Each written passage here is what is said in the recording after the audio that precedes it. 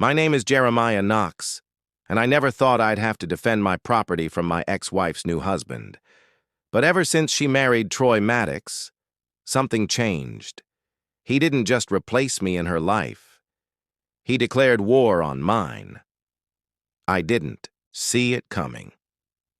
We lived on the same street for years, a quiet neighborhood with families who waved from their porches and kids who left their bicycles in the driveways. I thought it would stay that way, even after the divorce. I thought it would be awkward at worst. But the day Maribel brought Troy home, he marked his territory like a dog on a fire hydrant. It started small, a scratch here, a dent there. I shrugged it off at first. Life's full of little accidents, I told myself. Maybe the neighborhood kids were getting careless. Maybe it was nothing. But then it happened again. A new scratch on my car door, perfectly straight. As if it had been done with a key. The metal flaked, the paint peeled like dead skin. And that night when I came home from work, Troy was sitting in his driveway across the street, beer in hand, just staring at me. He smirked. That kind of smirk that says, I own this now. I looked away, pretending not to notice, but the unease in my gut wouldn't leave. The next morning, I found a nail in my front tire.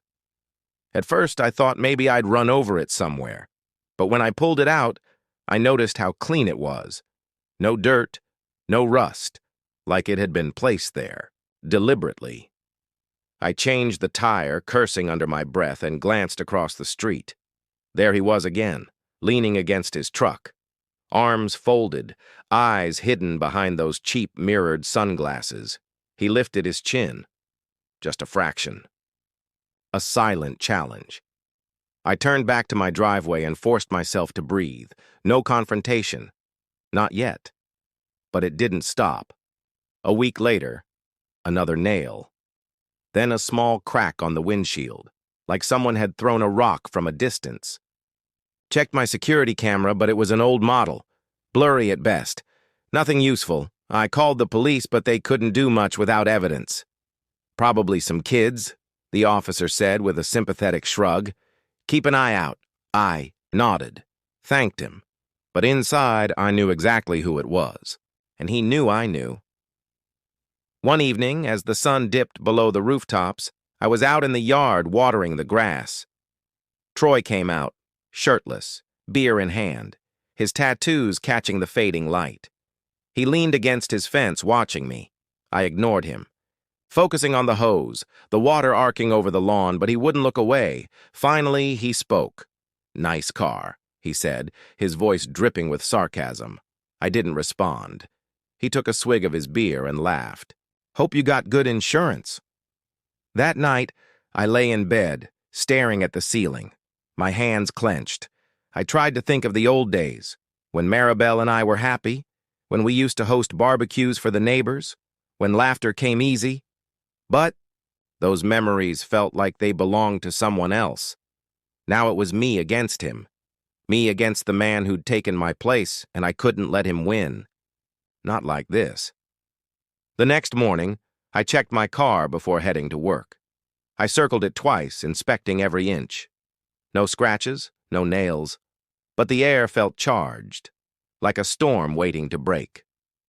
I drove to work with one eye on the rear view mirror.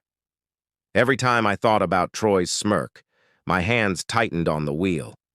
At the office, I tried to focus, but my mind kept drifting back to him. His grin, his mirrored sunglasses, the way he always seemed to know when I was looking.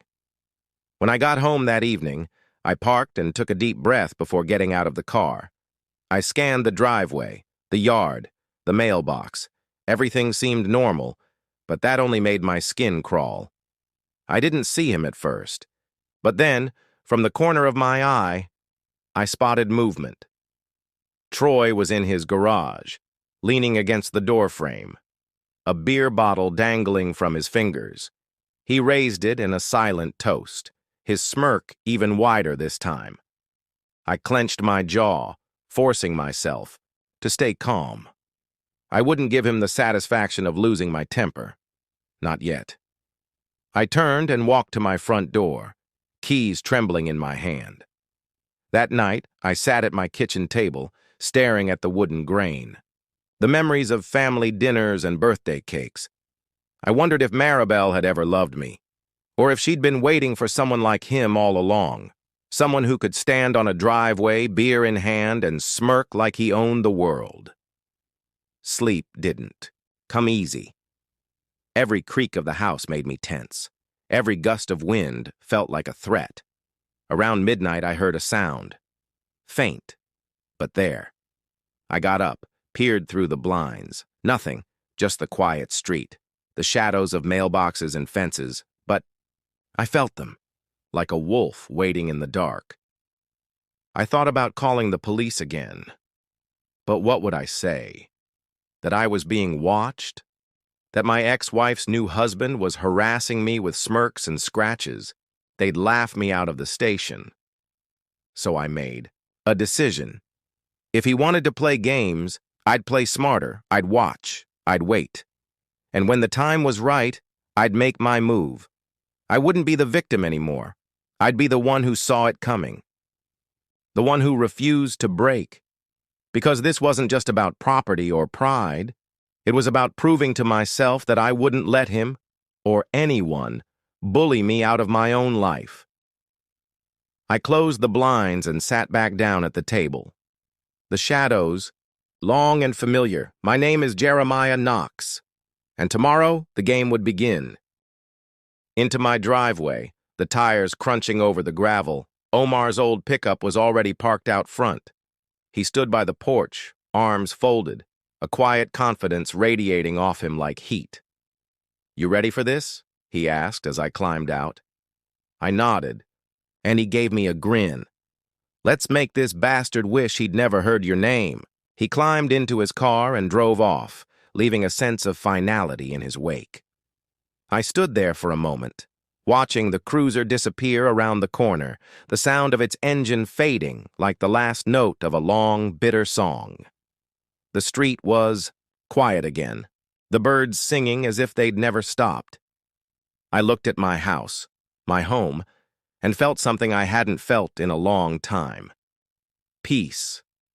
Inside, I washed my hands at the kitchen sink, the water turning the dirt on my skin into swirling rivers that disappeared down the drain. I looked up at the window, at the yard where the roses once bloomed, and felt a strange sense of hope. I'd survived, the worst of it. I'd faced down the man who tried to take my life apart, and I'd won. Not with fists, but with patience and proof. I'd shown him that some men can't be broken,